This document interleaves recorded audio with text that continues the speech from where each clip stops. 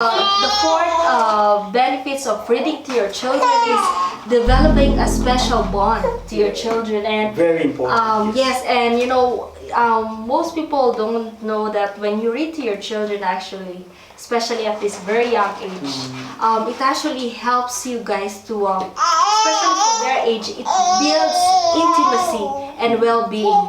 So especially when you read your favorite book to your small kids who are 1 to 2 year old, or like the way I used to read for Zion when he was a baby. Yes. What actually happened is, like this reading things is more than just learning, more than just absorbing information and knowledge.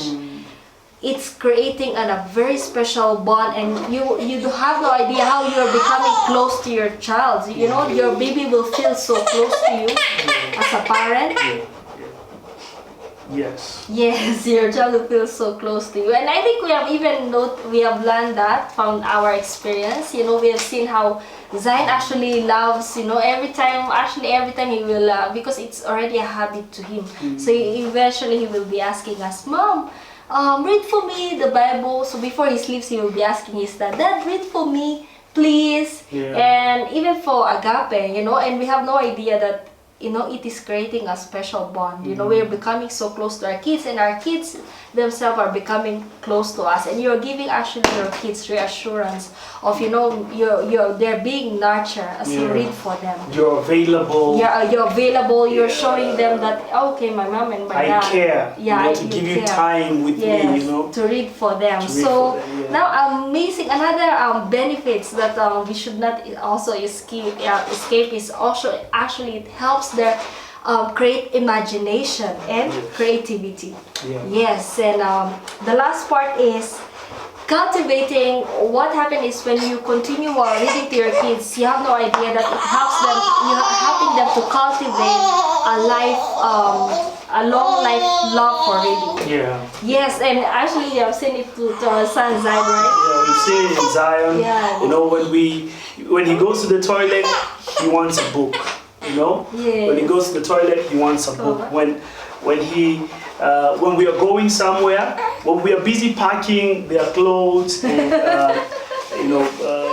packing food and all these things, Zion is busy packing his books. Yes. And when we leave the house, he's in the car and we are going, and he's going through his book. Like the other day, not only once but many times has happened. Every time actually. The other day we went to the mall, and we were looking for Zion, and Zion was in the bookshop. Zion was in the bookshop, and he was just looking at the book section. He was just looking at the books, and so it cultivates that culture, that desire, and it just ignites the desire to want to read books. And it's an amazing thing. It's an amazing thing. So he loves to read. He loves to read, and the benefit is that, the good thing is that he knows how to read, and he actually understands what he's reading, and then he also asks a lot of questions. Yes. It leads to a lot of curiosity. So it means you are also teaching your children reading comprehension, because it means they're learning now to comprehend, to understand. So which is very critical. Yes, for the learning. So so guys, as we have shared the first basic things to teach your children, so we wanted to tell you guys about what are the amazing books, or what are the books that we can actually advise you guys. And these are actually the books that we have, and actually Eric will show you guys. So you have the story of Jesus. Yes. These are Christian books. This is actually, but the first one should actually be the Bible. Yeah, so they call it my first Bible stories actually for kids. So as you guys notice, it is a hard pages. So we usually recommend this one, especially you see when at their age, like Agape's age, 1 to 2 year old, most of the time they can tear the pages, right? Because they're so strong. Yeah. So you have this amazing stories. And they don't have any self-control. Yeah, so they're babies, and everything they want to go to their mouth. So these are the things. So hard copies are the best. they're easily explained, very nice pictures, you know. So very true. This is for Zion. What happens when we talk to God? You know, it's a teaching on prayer. Nice. So there's also other books about values. So you can start reading for your kids. By the way, I was to also mention that, you know, when you read to your kids, especially when they are babies, most of you guys think like, you know, they don't understand yet. But what actually happened is you are developing that pattern of soon they will able to understand, and it actually says when you read aloud to them. When you read aloud to them, that's the time now you are helping them to build learning and understanding. So even when you're reading for your babies like these things about values, we should not litter. Even though they don't understand yet, you can still read aloud to them. You have no idea how they're learning so much. So you have amazing things like we call it My First board books about fruits, basic fruits, teaching them fruits. And you can actually get these. You can get these books from TRM if you live around Thika Road. Where did we buy this one from? There's the place there actually for a bookstore. It's just on the ground floor. That's where we but most of the malls or shops where you find a bookstore, you'll find that. And you know they're also in hard material, they're hard copies. Yes, where you can show them.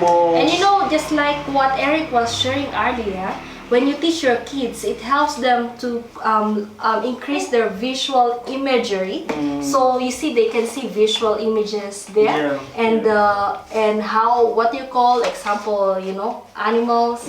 So these are amazing things. You know, so this is not the time to show them, you know, videos from YouTube and you know, avoid doing that. It's not good for them, you know. But we are going to talk about that on a later video, another video about the digital world and your kids. And your kids. So we usually discourage parents to teach your kids, you know, the way, you know, most of our parents try to do shortcuts, or because most of us knows technology. So you find parents using tablets, using their laptops or phones, just like what Eric was saying. You play a YouTube then, and you will just be playing a stories there, or alphabets, phonics, which is not a good thing for them, because actually it slow down their cognitive development.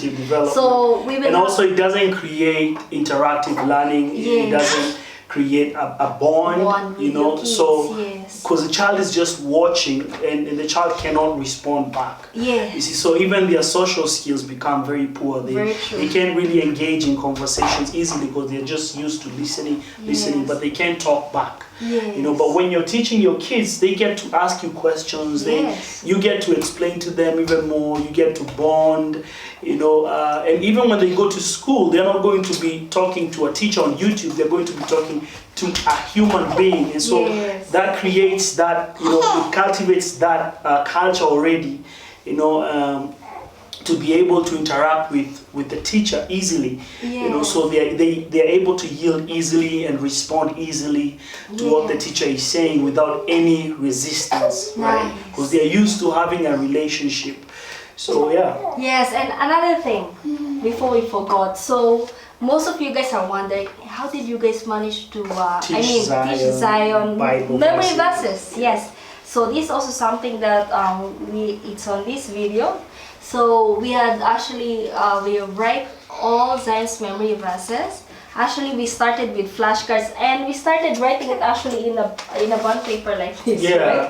And we started sticking it on our wall. Like, remember? So every morning he would wake up, we would carry him and we would read it to him, even though he doesn't know how to, you know, what we are exactly saying or what we are saying. But we would just do that, and as he continued to grow, he actually started saying it. Yes, and you guys will actually see it also on the video. On the video, yes. So actually, at the end of the video, like, we're going to play those clips. Yes, like there's a time when we started teaching. We started reading for Zain when he was exactly 1 year. 1 year. So like his first memory verses was John 3:16. So we realized, we're just reading for him, just like what Eric said. He don't understand yet, but later on he can now fill in the blank. Yes. So even you guys will see it there. Where now we will write Zain at 1 year. We started teaching him at 1 year, and then you see result at 1 year and 6 months. Zain really reciting, filling in the blanks. You know, John 3:16, John 14 verse 6, and so these are the amazing things. So fast. You guys can even write down. Yeah. You can write on a simple. You don't even need to. Yes, you don't have to print, so you can just be creative. You know, kids actually love when you write for them. You guys. You put maybe some love. Yes, you can. Symbol. You can do some. Let me show you guys some of like this. Just like what Eric said. With the love sign, or you can do with the smile or shapes. Yeah, because and then you know, you just write it for them and read for them. So this is the best way to teach your children the Word of God. So okay, you ready? Show Daddy your tongue. Where's your tongue? Yay! Okay, don't go. Show Daddy your fingers. Yay! Okay, now show Daddy your eyes. Where's your eyes? Eyes? Yay! Okay, now show Daddy your ears. Show Daddy your ears. Yay! Show Daddy your nose. Nose. Where's your nose? Yay! Show Daddy your hand. Show Daddy your hand. Where's your hand? Hand. Yay! Show Daddy your hair. Where's your hair? Yeah! Yeah, bravo!